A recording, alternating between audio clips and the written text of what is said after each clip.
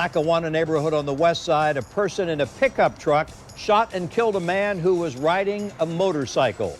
We're told the victim was in his 20s and the shooting grew out of some kind of argument. The scene is on Edison Avenue and Cherokee Street. News4JAX reporter Eric Avanier is there with an update on the search for the person who fired the shots. Eric? Yes, right now the mood is very grim here on Cherokee Street. As you see behind me, dozens upon dozens of cars are lining the streets because you've got tons of family members, friends and neighbors of the victim. They have all gathered here, and guess what? The Jacksonville police have just taken down the crime scene tape, so we're going to go down there. Again, they're all gathering down there right now.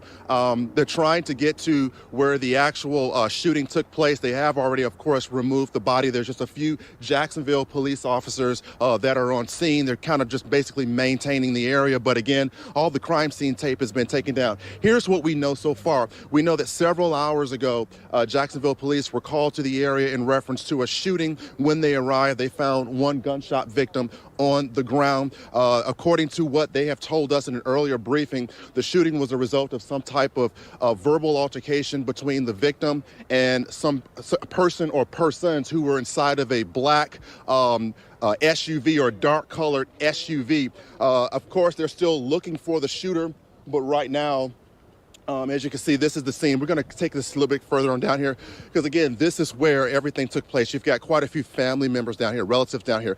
I spoke with the victim's grandmother, and she talked about her grandson. She talked about how great he was, how nice he was. She said that he was a very smart individual. So a lot of them, they've gathered here. This is about as far as they're going to go. But again, this is pretty much in the location where everything has taken place. Again, police are still looking for a shooter.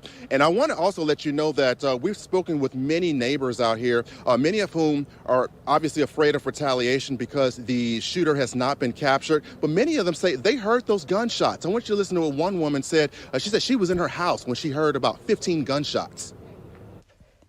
It's just scary because, like, we all have kids that live here. So, like, it's so close. Like, my kids play outside every day, so. And that's a big concern for you, I would assume, because you just never know if a stray bullet could hit one of your children. Right. And their bus stop is literally the corner where the little boy got shot, so.